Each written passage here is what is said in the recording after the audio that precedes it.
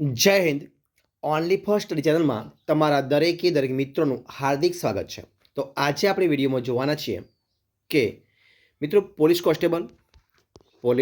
Constable અને મિત્રો જે પીએસઆઈ છે એની એક્ઝામ મિત્રો 2024ની અંદર આવી રહી છે, એટલે કે ટૂંક સમયમાં એના ચોથા મહિના ફોર્મ ભરાવાના છે અને ટૂંક સમયમાં એની એક્ઝામ લેવાશે.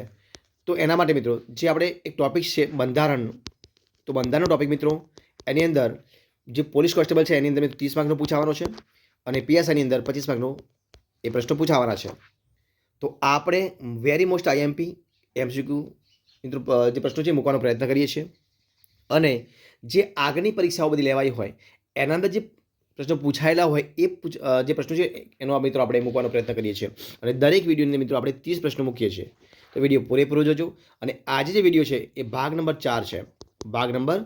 4 છે. તો વિડીયો પૂરેપૂરો જોજો અને જો તમને વિડીયો ગમે તો લાઈક કોમેન્ટ સબસ્ક્રાઇબ જરૂરથી કરજો. શરૂઆત કરીએ આપણે આજના વિડીયોની. પ્રશ્ન એક તમારી સમક્ષ છે, જોઈએ શું છે કે કેવા રાજકીય પક્ષોને, પ્રશ્ન છે કે કેવા રાજકીય પક્ષોને માન્યતા ન આપવી જોઈએ, ન આપવી છે, આપવી જોઈએ નહીં, ન આપવી જોઈએ. તો ઉપરોક્ત તમામ જે પક્ષો છે એને માન્યતા ન આપવી જોઈએ. મતલબ કે જે ભ્રષ્ટ હોય પક્ષ, ગુનાહિત પ્રોત્સાહક હોય, સાંપ્રદાયિક હોય, તો એવા બધા પક્ષોને જે પક્ષો છે એ પક્ષોને રાજકીય જે પક્ષો હોય પક્ષોને માન્યતા ન આપવી જોઈએ. બરોબર છે, જવાબ આવશે ઓપ્શન ડી, ઉપરોક્ત તમામ. જોઈએ પ્રશ્ન આપણે આગળ કે બંધારણ સભામાં મહિલા સભ્યો તરીકે નીચેનામાંથી કોનો સમાવેશ થયો હતો? જે અહીંયા ઓપ્શન આપ્યા છે એમાંથી કોનો સમાવેશ થયો હતો? શેમાં? તો કે મહિલા સભ્યની અંદર. શેમાં? તો બંધારણ સભામાં. તો શેમાં? તો સરોજિની નાયડુનો સમાવેશ થયો હતો. કોનો? સરોજિની નાયડુનો સમાવેશ થયો હતો. વિજયલક્ષ્મી પંડિતનો સમાવેશ થયો હતો. અને મતલબ કે બંનેનો સમાવેશ જે છે એ બંધારણ સભાની અંદર થયેલો છે. તો જવાબ આવશે ઓપ્શન સી, બંનેનો જે સમાવેશ છે સરોજિની નાયડુ અને વિજયલક્ષ્મી પંડિત બંનેનો સમાવેશ થયો. જવાબ આવશે ઓપ્શન સી, બંનેનો સમાવેશ એ બંધારણ સભામાં મહિલા સભ્ય તરીકે એમનો સમાવેશ થયો હતો. પ્રશ્ન આપણે આગળ ચર્ચા કરીએ કે એંગ્લો ઇન્ડિયન્સ કોમને લોકસભામાં પૂરતું પ્રતિનિધિત્વ મળ્યું નથી એવા રાષ્ટ્રપતિનો અભિપ્રાય થાય તો તેઓ તે કોમના વધુમાં વધુ કેટલા સભ્યોને લોકસભામાં નિયુક્ત કરી શકશે? અને આ પ્રશ્ન છે જીપીએસસી ક્લાસ 1 તારીખ 28/1/2017 જે પરીક્ષા લેવાઈ હતી એમાં પૂછાયેલો પ્રશ્ન છે. તો મિત્રો ટોટલ કેટલા આવશે? 2 એંગ્લો ઇન્ડિયન. કેટલા? 2 એંગ્લો ઇન્ડિયનનો જે છે એમને લોકસભાની અંદર એ નિયુક્ત કરી શકે. કોણ કરી શકે મિત્રો? તો રાષ્ટ્રપતિ. તો જવાબ આવશે ઓપ્શન એ, 2. પ્રશ્ન આપણે આગળ ચર્ચા કરીએ કે મૂળભૂત હકો પાછળ કોનું મિત્રો પીઠબળ હોય છે? તો મૂળભૂત હકો પાછળનું પીઠબળ હોય છે કાયદાનું. કોણ હોય છે? કાયદાનું. ઓપ્શન આવશે ઓપ્શન એ જવાબ, કાયદાનું. ઓપ્શન એ જવાબ, કાયદાનું. પ્રશ્ન આપણે આગળ ચર્ચા કરીએ કે લોકમતના ઘડતર માટે કયું માધ્યમ ઓછું અસરકારક છે? તો લોકમતના ઘડતર માટે એ મુદ્રિત માધ્યમ, કયું માધ્યમ? મુદ્રિત માધ્યમ જે હોય એ મુદ્રિત માધ્યમ ઓછું અસરકારક. જવાબ આવશે ઓપ્શન બી, મુદ્રિત માધ્યમ. ઓપ્શન બી જવાબ. પ્રશ્ન આપણે આગળ ચર્ચા કરીએ કે લોકસભાના પ્રથમ સ્પીકર કોણ હતા? અને આ પ્રશ્ન જીપીએસસી ક્લાસ 2 16/4/2017 જે પરીક્ષા લેવાઈ હતી એની અંદર આ પ્રશ્ન પૂછાયેલો છે.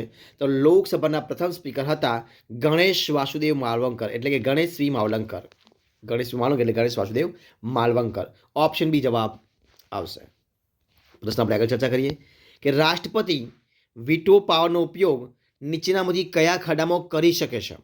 તો માત્ર બિન નાણાકીય જે ખરડો હોય એની અંદર રાષ્ટ્રપતિ વીટો પાવરનો ઉપયોગ કરી શકે, એટલે માત્ર બિન નાણાકીય ખરડા માટે. ઓપ્શન એ જવાબ. પ્રશ્ન આગળ આપ્યો છે કે આમુખમાં કરેલી જોગવાઈઓ ભારતને કેવો દેશ જાહેર કરે છે? તો મિત્રો આમુખમાં કરેલી જોગવાઈઓ એ ભારતને કેવો દેશ? લોકશાહી તરીકે જાહેર કરે છે. કેવા તરીકે? લોકશાહી તરીકે જાહેર કરે છે. જવાબ આવશે ઓપ્શન એ, લોકશાહી. પ્રશ્ન આપણે આગળ ચર્ચા કરીએ કે ભારતના સંવિધાન દ્વારા સંઘની પ્રબંધક સત્તાઓ એટલે કે એક્ઝિક્યુટિવ પાવર કોને આપવામાં આવી છે? અને આ પ્રશ્ન જીપીએસસી પ્રિલિમ એક્ઝામ જે 2014માં લેવાઈ હતી એમાં પૂછાયેલો પ્રશ્ન છે. તો ભારતના સંવિધાન દ્વારા સંઘની પ્રબંધક સત્તાઓ એ રાષ્ટ્રપતિને કોને આપવામાં આવી છે? રાષ્ટ્રપતિને આપવામાં આવી છે. તો જવાબ આવશે ઓપ્શન સી, રાષ્ટ્રપતિ. પ્રશ્ન આપણે આગળ ચર્ચા કરીએ કે બંધારણીય ઇલાજનો હક કયો? બંધારણીય ઇલાજનો જે અધિકાર છે એ બંધારણીય ઇલાજોનો અધિકાર બંધારણના કયા અનુચ્છેદમાં દર્શાવેલ છે? અને આ પ્રશ્ન છે પ્રશ્ન જીપીએસસી ક્લાસ 2 4/3/2017 જે પરીક્ષા લેવાઈ હતી એમાં પ્રશ્ન પૂછાયેલો છે. તો બંધારણીય ઇલાજોનો અધિકાર એ બંધારણની અંદર અનુચ્છેદ નંબર 32માં શેમાં અનુચ્છેદ નંબર 32માં આપવામાં આવેલું છે, એટલે કે દર્શાવવામાં આવેલું છે. ઓપ્શન બી જવાબ આવશે, અનુચ્છેદ 32. પ્રશ્ન આપણે આગળ ચર્ચા કરીએ કે નીચેનામાંથી કઈ સમિતિ નિયંત્રક અને મહાલેખા પરીક્ષકના અહેવાલને તપાસે છે? આ પ્રશ્ન જીપીએસસી મેઇન્સ પેપર 2માં 2016માં પૂછાયેલો પ્રશ્ન છે. તો જે લોકલેખા કઈ છે? લોકલેખા સમિતિ. કઈ સમિતિ? લોકલેખા સમિતિ છે. એ લોકલેખા સમિતિ નિયંત્રક અને મહાલેખા પરીક્ષકના અહેવાલને તપાસે છે. જવાબ આવશે ઓપ્શન એ, લોકલેખા સમિતિ. ઓપ્શન એ જવાબ. પ્રશ્ન આગળ. લોકસભાએ પસાર કરીને રાજ્યસભાને ભલામણ માટે મોકલેલો ખરડો કેટલા દિવસમાં લોકસભાને પરત મોકલવાનો હોય છે?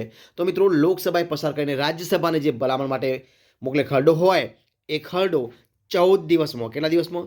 14 દિવસમાં લોકસભાને પરત મોકલવાનો છે. કેટલા દિવસમાં? 14 દિવસમાં. જવાબ આવશે ઓપ્શન ડી, 14 દિવસમાં. પ્રશ્ન આગળ આપણે ચર્ચા કરીએ તો કે કયા પ્રકારનો લોકમત લોકશાહીમાં વિશેષ મહત્વ ધરાવે છે? તો ઓપ્શન સી, એ અને બી બંને. મતલબ કે પ્રબળ અને સંગઠિત એટલે કે ઓપ્શન સી જવાબ આવશે, એ અને બી બંને. ઓપ્શન સી જવાબ આવશે. પ્રશ્ન આપણે આગળ ચર્ચા કરીએ કે નારી શક્તિના ઉત્કર્ષને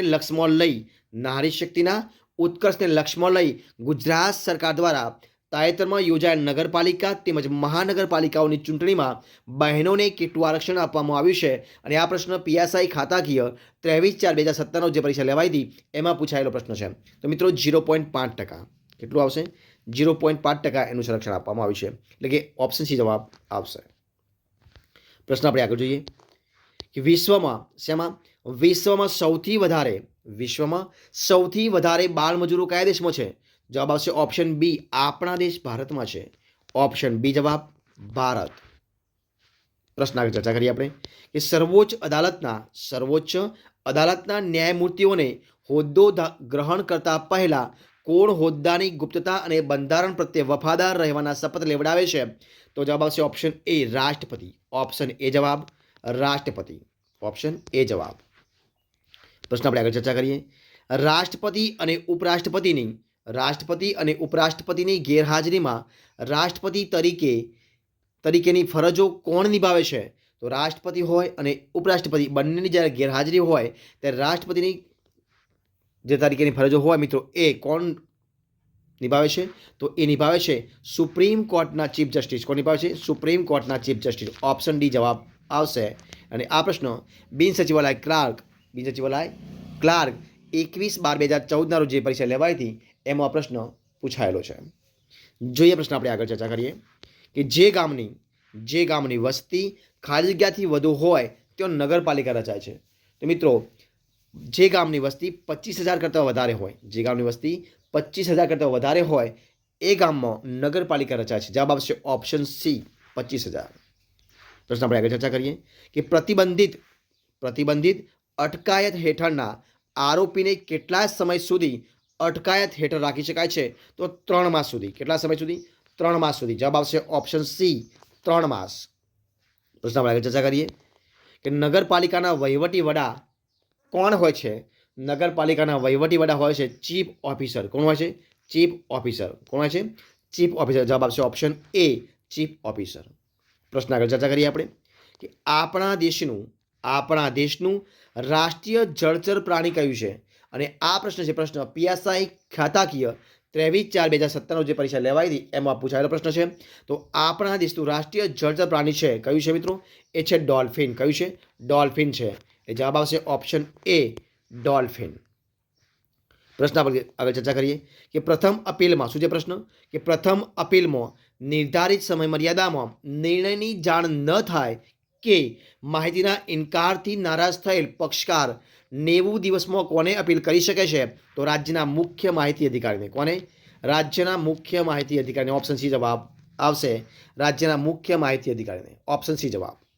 જોઈએ પ્રશ્ન આપણે આગળ. શું છે પ્રશ્ન કે બંધારણના એટલે કે ભારતના મૂળભૂત હકોમાં શોષણ વિરુદ્ધનો હક કયા અનુચ્છેદમાં દર્શાવેલ છે? અને આ પ્રશ્ન જીપીએસસી ક્લાસ 1 15/1/2017 રોજ જે પરીક્ષા લેવાઈ હતી એમાં પ્રશ્ન પૂછાયેલો છે. તો બંધારણના મૂળભૂત હકોમાં શોષણ વિરુદ્ધનો હક એ અનુચ્છેદ નંબર 23 થી માંડીને 24 ની અંદર દર્શાવેલ છે. જવાબ આવશે ઓપ્શન બી 23 થી 24. પ્રશ્ન આપણે આગળ ચર્ચા કરીએ.